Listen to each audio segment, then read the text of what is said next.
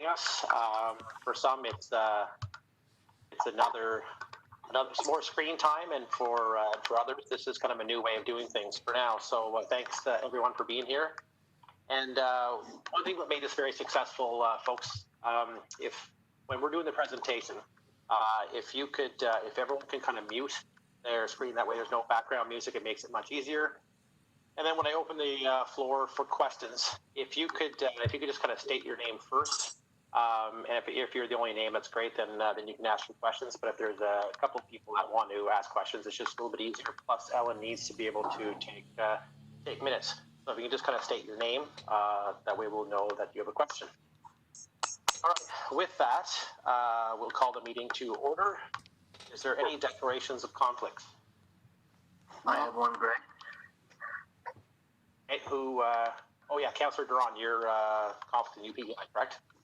Yes. All right. Thank you for that, Councillor Duran. Approval of the agenda, please. Moved. Okay, moved by Your Worship. Okay, moved and seconded. Is everyone in favor? Yeah. Yes. The adoption of the minutes from the Planning Board meeting on March 13th, 2020. Do I have a mover and a seconder, please? So moved. Basil. Okay. Moved and seconded. Okay, thank you, folks. All in favor? Aye. Aye. Aye. Is there anyone opposed? Okay, perfect. Any business arising from those minutes? All right, hearing none. Okay, guys, so we'll get right into the reports. So if everyone can mute, we're going to turn the screen over to Greg Morrison, and we're going to discuss 550 University Avenue. Greg, it's yours. Yeah, so this is a repeat application, so I won't go into too much detail into the report, but essentially it was in front of the board on May 9th of this year, at which time we recommended to go to a public meeting.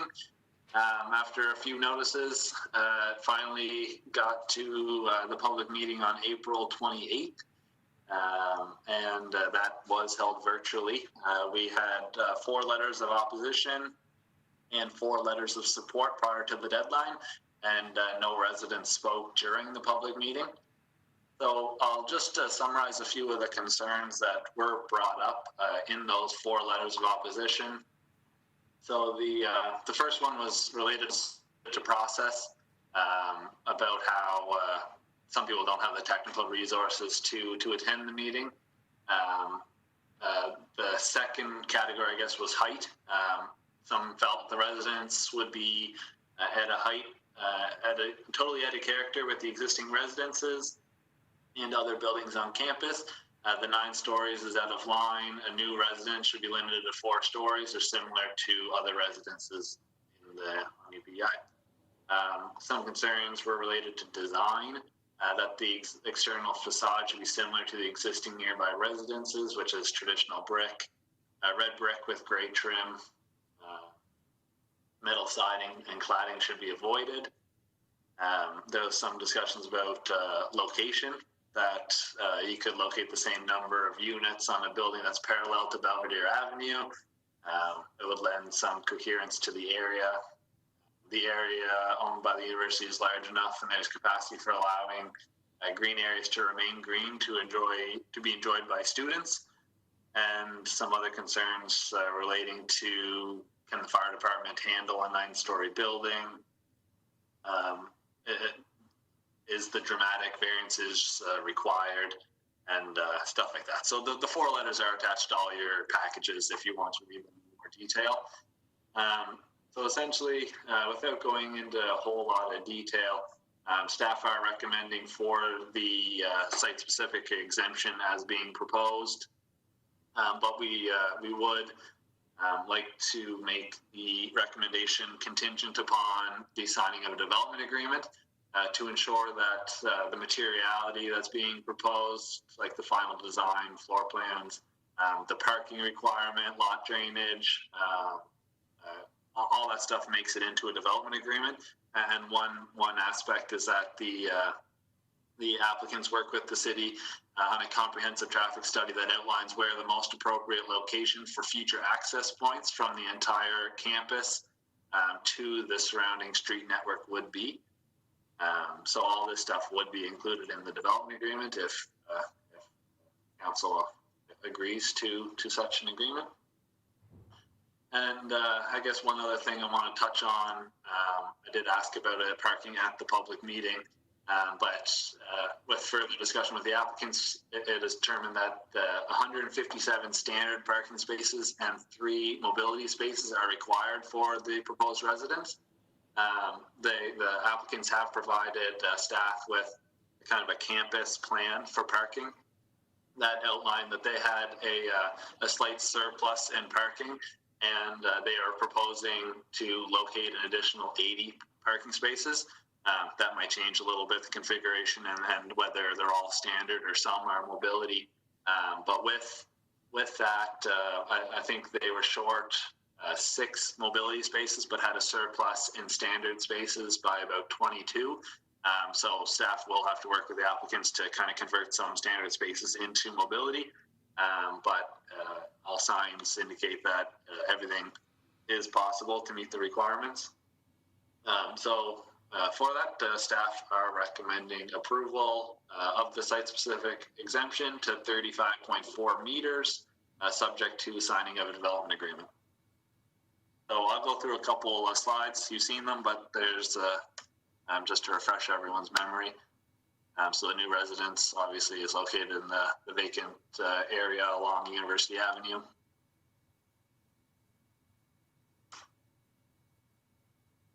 And I won't go into much detail, but the materiality as the architect did so at the public meeting.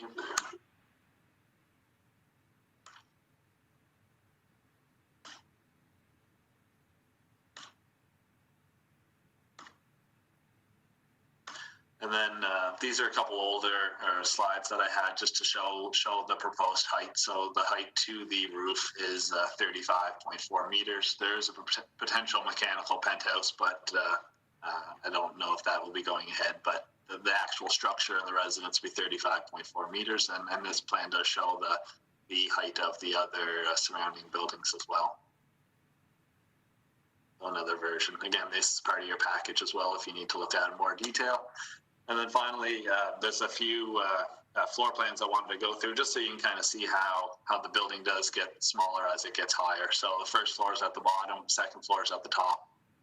They're full stories. And then you can see the third floor and fourth floor start to, the middle part, I guess, is removed. And then I'll say the 2 towers start to be constructed. Fifth floor has both sides, and the 6th floor only goes into the 9-story part. So that's the 6th, 7th, 8th, and 9th floor. Is just that smaller portion at the top here. So if you have any questions, I can try to answer. And I know the architect and applicant are both online as well. All right, Greg. Thank you very much. So, like Greg mentioned, the applicant, UPEI, Jackie Podger, is here representing UPEI, and Derek Brennan, the architect, is, I believe, also on the line. So, if there are some questions from the board that Greg can't answer, that you want to steer towards them, then please feel free. So, with that, open up the floor for questions. Your Worship, you're on mute.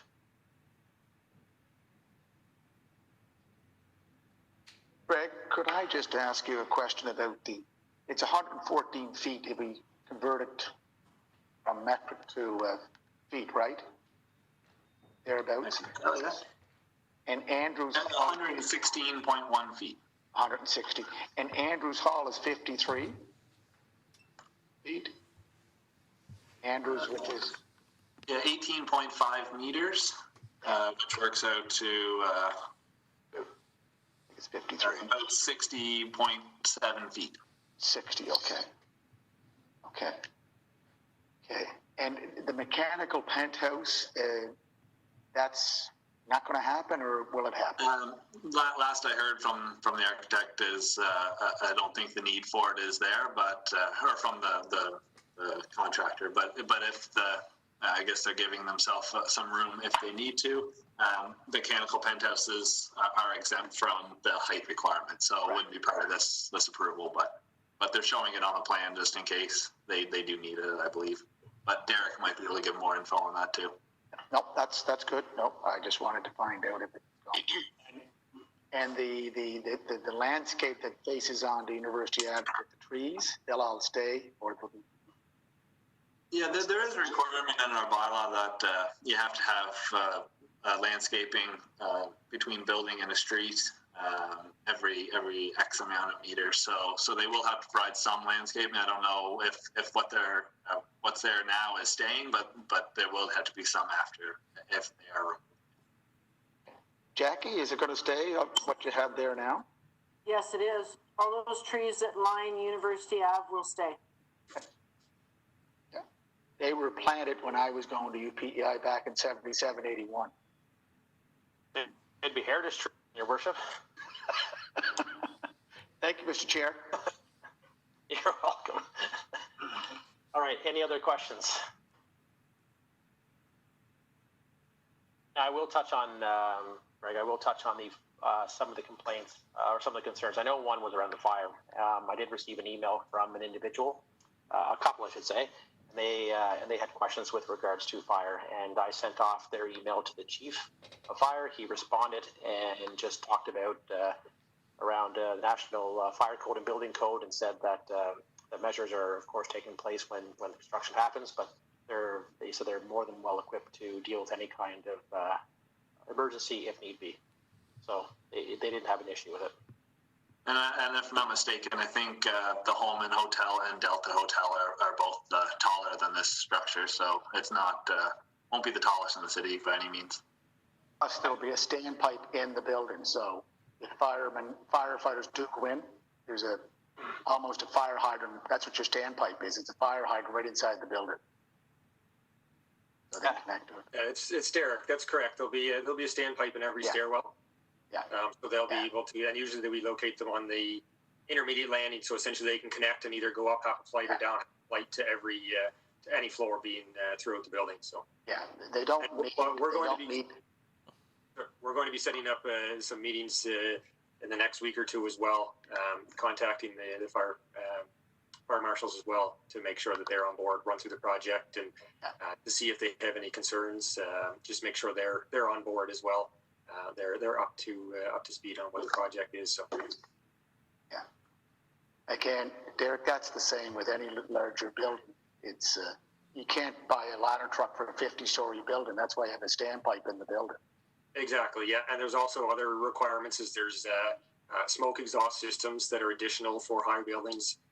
So if there ever is an event, they can easily evacuate the smoke from any floor, and that system, along with the fire alarm system and voice communication systems, they can be controlled from a single room adjacent to the main entrance that the firefighters will have access to as well. So they have more control through the building in those higher parts.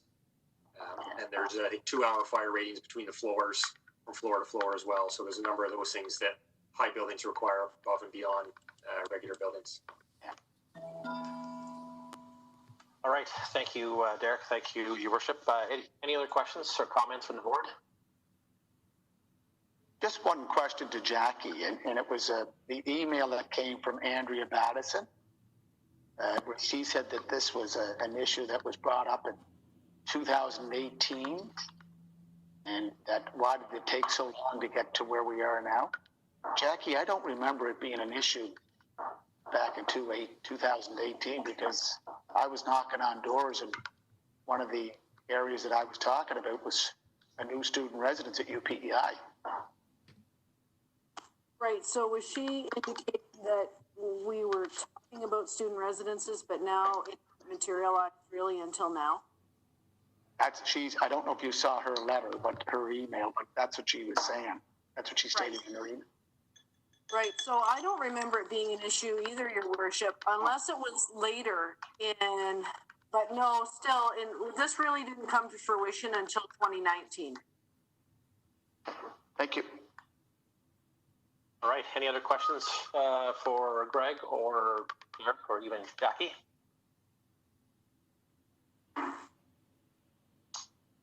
All right, folks, if there's no questions, then does anyone on the floor? What's that? motion on the floor if there's no questions. I'll move it. Okay. I'll move the request for a site-specific exemption. Okay, so we have a motion on the floor to approve. I'll second it.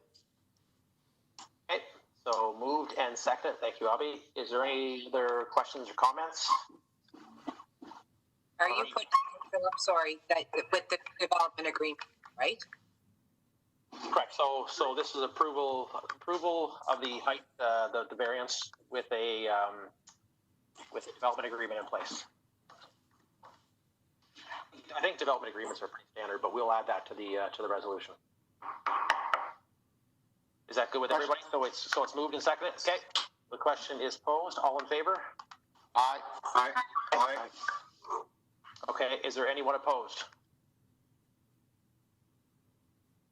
Okay, hearing none, so I'll just say in favor unanimously. Thank you very much. All right, moving on to, thank you, Jackie. Thank you, Derek. Thanks, Thank you. Jackie. Thank you. Thanks, Derek. All right, moving on to number 2, water lot regulatory framework. And Robert, are you with us?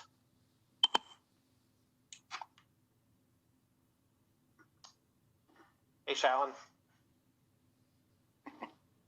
All right, Robert, are you with us? I can hear him talking there, but I think he's muted. Oh, hello? Robert, how are you?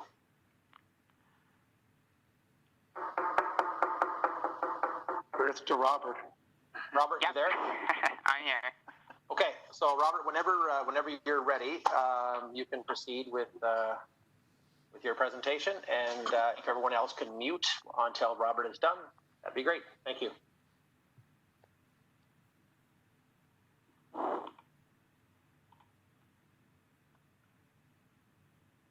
Okay, thank you very much. The purpose of this next session is just to go over water lot regulatory framework. So staff is going to bring forward this Thursday a regulatory framework for the use of water lots in the city of Charlottetown. So what exactly is a water lot? It's basically a pre-confederation lot in which its boundaries or property lines resides partially or wholly within navigable waters. So these lots are considered to be within the geographic boundaries of the municipality. The interpretation through the Planning Act gives the ability for the city to regulate any lots within its municipal boundaries. However, it has been determined that regards to water lots, the municipality, provincial and federal would all have concurrent jurisdiction over these lots. Again, federal would take precedent over both provincial and municipal, especially when it comes to navigable waterways. But in this instance, it would be a concurrent jurisdiction, with the provincial government having authority over environmental protection matters. So it would be discharging within navigable waters itself under its environmental protection policies. So as you can see, this is just a snapshot of the property layer. It shows the waterfront area, and as you can plainly see, there's quite a few water lots that extend out from the land itself into the navigable waterways. And so the proposals that staff will regulate these lots specifically. So in some instances, you have these water lots that will have some land, will be based on the land, and then that extends out into the actual waterway. So in regards to how a land use application could be applied to these water lots, like I've already previously stated, the Planning Act gives the authority of the municipality to regulate development for any structure or land within its municipal boundaries.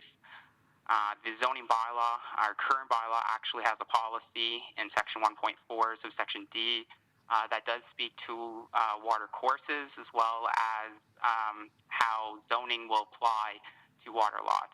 So specifically, I highlighted a section in the bylaw that states where there is a water lot, the extremity of the water lot shall be the zone boundary.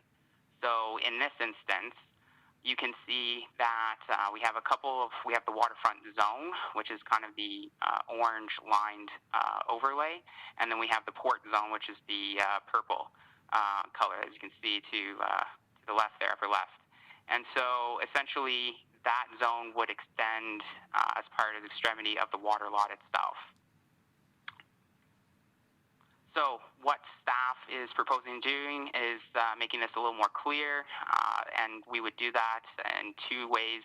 One, we would have to create official plan policies that would recognize and support the regulation of water lots. These policies would have to be housed under Section 3.5 of the official plan, which is waterfront development. Second, we would have to create, or staff is at least looking at creating, a water lot type zone. So the water lot zone would contain basically the same information as a regular zone. So your permitted uses, your siting requirements, and then of course requirements for signage. Staff would bring in a new zone that would deal specifically with water lot regulation. So the approval process is that, as everyone knows, the water lots, there are water lots down, both the ADC has lease over, which are leasing out to some private owners, as well as the Harbor Authority. They contain already uses, so these could be either restaurants, equipment rental, and then in some instances we have live-aboard vessels. The live-aboard vessels, just to provide some clarity, is essentially a vessel deemed a registration number by Transport Canada, and it's just basically a watercraft that can be navigated. So we have instances where some of these vessels reside in port and they're used for residential purposes.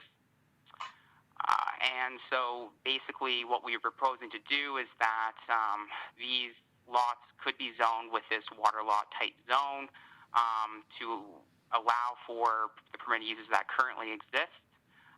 That could be all part of the zoning amendment, so to bring those lots into conformity, after which the owners would be required to still go through the building and development permit process for any floating structure that they would place on the water.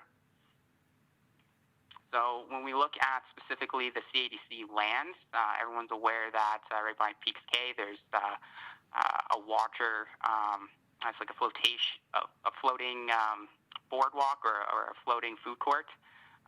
So these flotation docks basically house structures as well as occupant loads, and they extend basically within, or they're wholly enclosed within the water lot that CADC leases.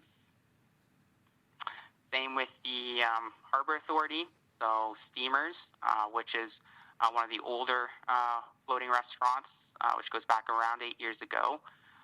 That's contained and it's still used as a floating restaurant on that property. So effectively, both of these properties would have to go through a zoning amendment process to this new water lot zone, which would contain all of the uses that would be permitted, and then all of the regulatory requirements such as siting, like the placement of the structures, the height, the size. So going forward, that's what staff is proposing to do. We're looking at completing this and bringing forward regulations to you on Thursday at noon to have a special meeting. And but in the meantime, I'm more than happy to answer any questions that committee members might have. Thank you. All right, thank you, Robert. Any questions from the board?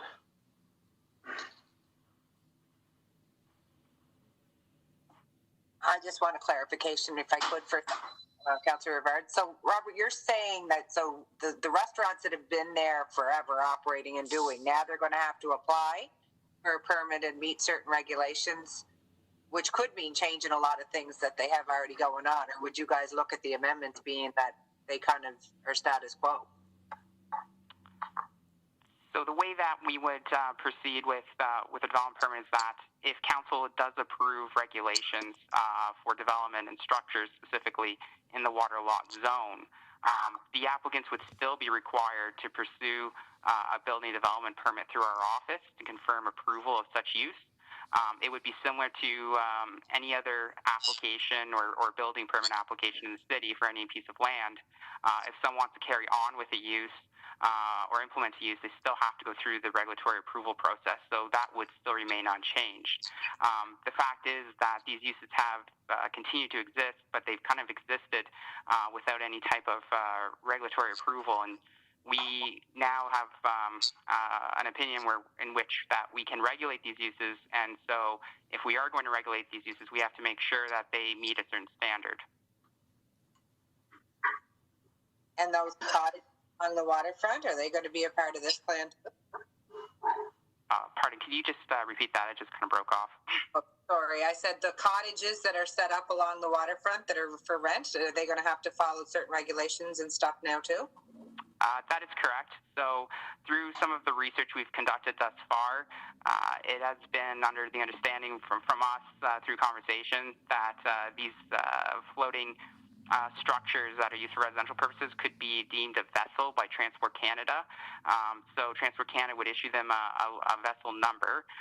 If that is the case, we could still regulate the use, whether the city would want to allow for these vessels to occur, and they would be referred to as liveaboard vessels. But we wouldn't necessarily apply, say, code standards or anything that would be applicable to like a regular structure, since they wouldn't be deemed a structure, they'd be deemed a vessel as per Transport Canada's guidelines. So as long as they meet the requirements of Transport Canada, the city would just look at it from a land use approval. Robert, quick question for you. Yeah. Is this kind of a unique situation for I guess municipalities to deal with water lots, if you will? I mean, you've done your research.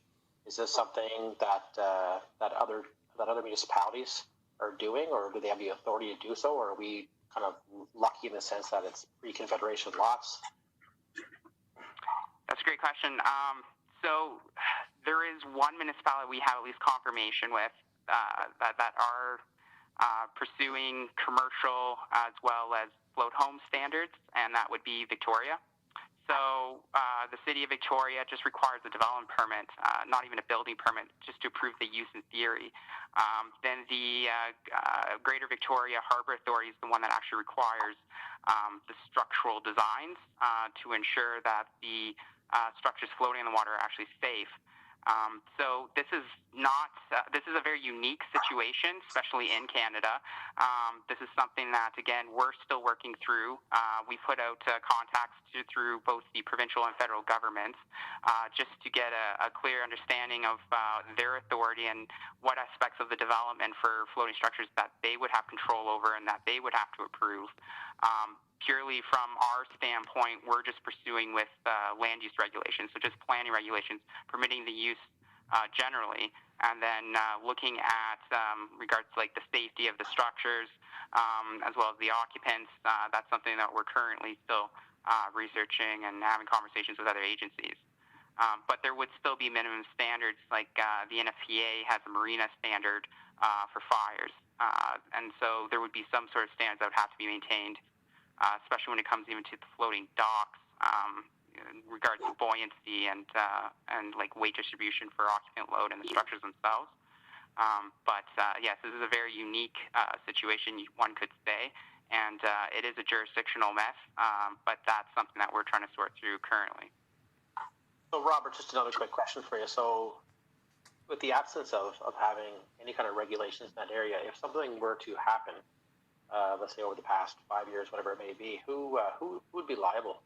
I mean, yeah, I would probably defer almost back to like a legal opinion, just because again we're just trying to understand like the city's liability, but then also what we can and cannot regulate. The Planning Act clearly states that we can regulate. We have the opinion that we can regulate through the Planning Act.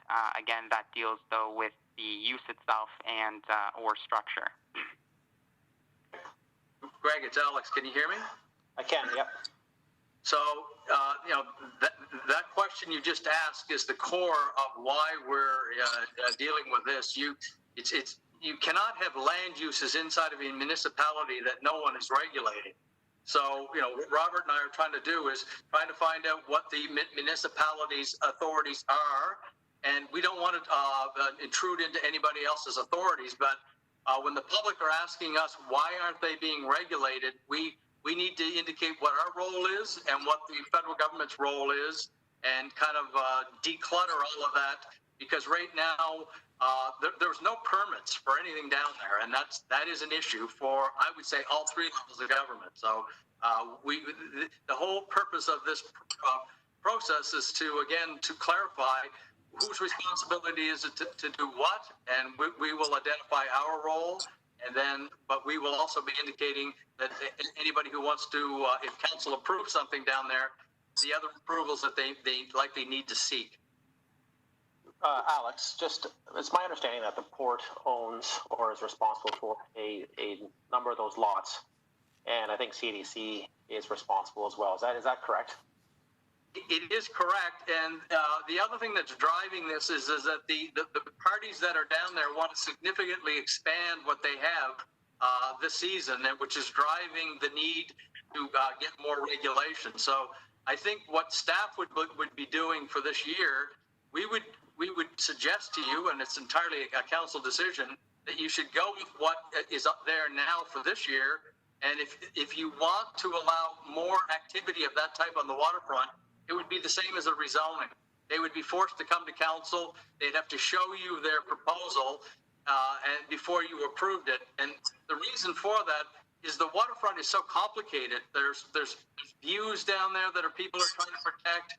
There are conflicting land uses beside each other. And when you allow things as of right, then you're going to potentially create some conflict. So we're ideally looking at the uses that are in existence there now, trying to identify to council, how do you bring that into some level of conformance? And we will suggest how they can bring those existing entities down there into conformance. If council wants to expand those uses to more lots or the entire waterfront, that's council's prerogative, but we would say that we should go with what's down there now and just get that tidied up. And if they want to bring in something new next year, there's a process for that. Okay. Thank you. Any other questions from the board? Your worship. Councillor Rivard, Robert, this question is to you. When you looked out at Victoria, BC, BC came into Confederation in 1905. Would there be existing lots there, that water lots owned by private owners that they incorporated into their plan? Do you know that? Your worship, it's Alex, and Robert may or may not know the answer. I think you're correct. That's what is more complicated for us, is the fact that those lots exist, and it is only those provinces or those that were heavily developed prior to 1867 have these types of lots. Yeah. Definitely throws another level of complexity on this application.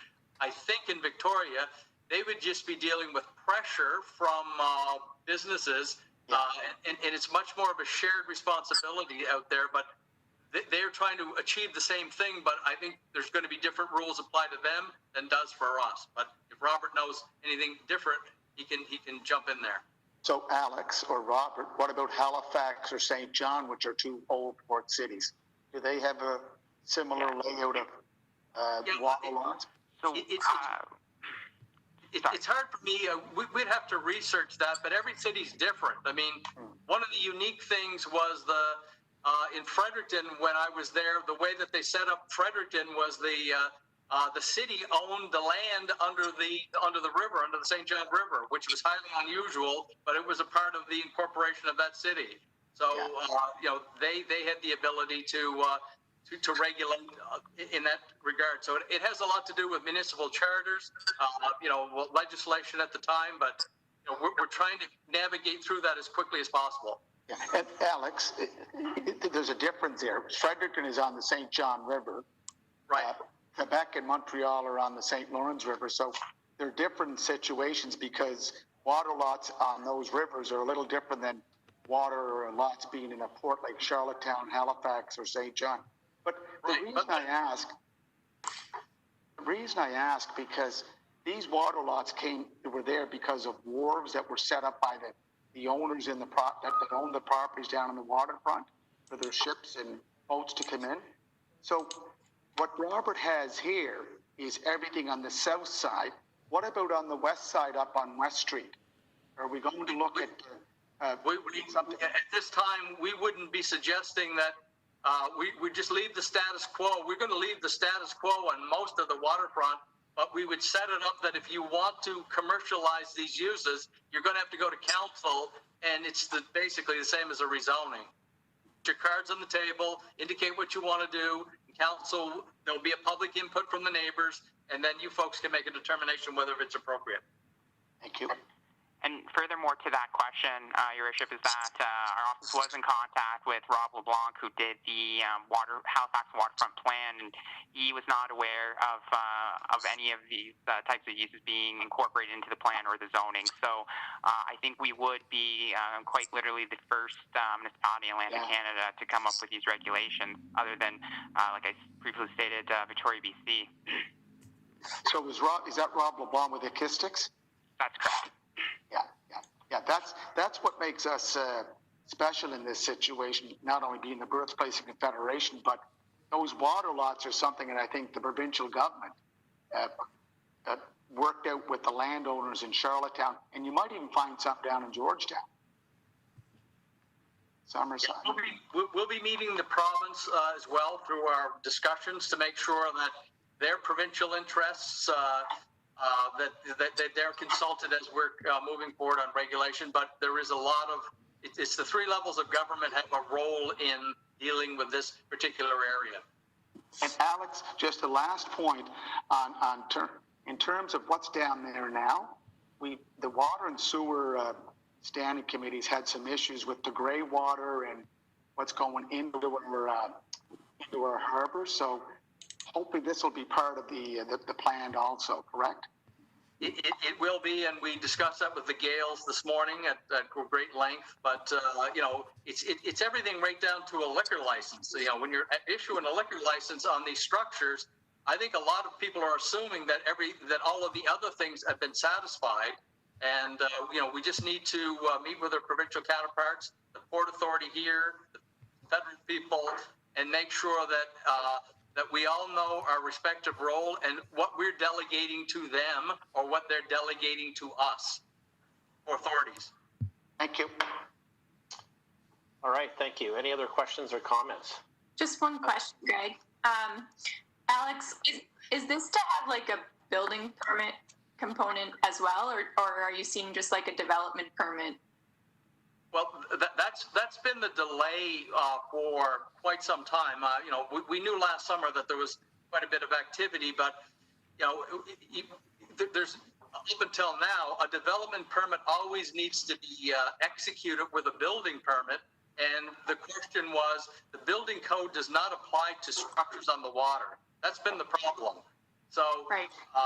Hopefully, if we can put these in the category, or if they can come into the category of a vessel, there's some other things we need to do. But it's really public safety, which is driving, at least from the standpoint of view. Council can, from a land use perspective, they can deal with the public in regard to how wide they want to have it. But it's really it needs to be safe. And there's been multiple levels of government to deal with small pieces of it, but nobody's looked at it holistically. That's right. So that's the problem. The province has issued a liquor license, or they may have commented on the water and sewer, but nobody's looked at the issue. Is that use even legal down there? And then it's usually the building permit and the development permit that legalizes any use to be actually technically developed. That hasn't happened. There's no permits down there for anything from the municipality, other than there has been some work to I would call it more, not emergency, but to deal with the issue of gray water, because it was immediately needed to be attended to. Yeah, I mean that's a good question. I think public safety would be my concern as well, and I don't know if you treat it the same as you would treat something on land, if it's on a floating platform, but maybe that's something to be discuss. But I think when it comes to public spaces like the food court down there, the same sort of general rules apply in terms of building code. Well, unfortunately, you're moving into a whole different regulatory regime, and like floating building inspector, you're into marine engineers, and that's where if these things are deemed vessels, the federal government has their own processes for a vessel. So as long as somebody else is inspecting them, we don't know this definitively, but we would be more than comfortable delegating that as long as you've got you're delegated to the federal government. If you're deemed a vessel, then we can legitimize or make it easier to get the use. All right. Go ahead.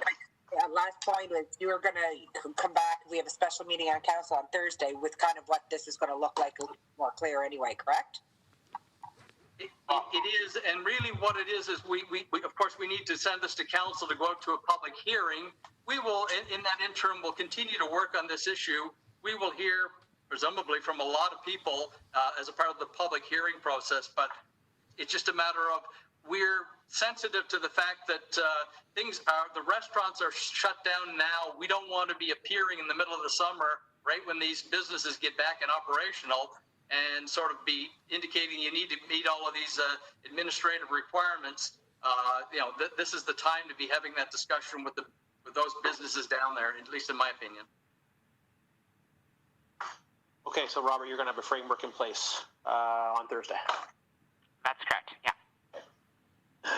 What time is the meeting on Thursday? I believe it's 12 p.m. Okay. All right. Any other questions, comments, suggestions? I have a quick question for Robert. Yes, Reg. It's just regarding, he mentioned the high water mark. What's the significance of the high water mark, and what is the high water mark down there? Yeah, so partially one of the reasons we're looking at, it's either the high water mark itself or we're going to take it from the seawall, just because the majority of the waterfront is retained by seawall. We're still kind of doing some research on that. But essentially what we would be looking at is how far water lot uses can extend out into the water. This gets into some of the tricky jurisdictional issues that the federal government has. So you can't extend or impede navigation. So we have to find a balance between that about how far, if these uses wish to expand in the future and do an addition, we need to know how far exactly can they go out into the marina, for example. Okay, thank you. Thank you, Robert. Thank you, Reg. Any other questions or comments? Okay, so this is discussion only, so we will wait patiently for a little more detailed framework on Thursday. I'm hoping everyone can make it. So Thursday at noon, is that right, Robert? That's correct. Perfect. Okay, I guess that's it for the board. The committee, if the committee members can stick around after this. So with that, we'll call this for an adjournment. Does anyone want to put a motion on the floor? Reg? Thank you. I move. Okay, anyone want to second it? Thank you. All right. Good night, folks, and planning committee, stay on the line. Take care, Bobby. Take care, Reg, Chris. See you all later, guys. Thank you.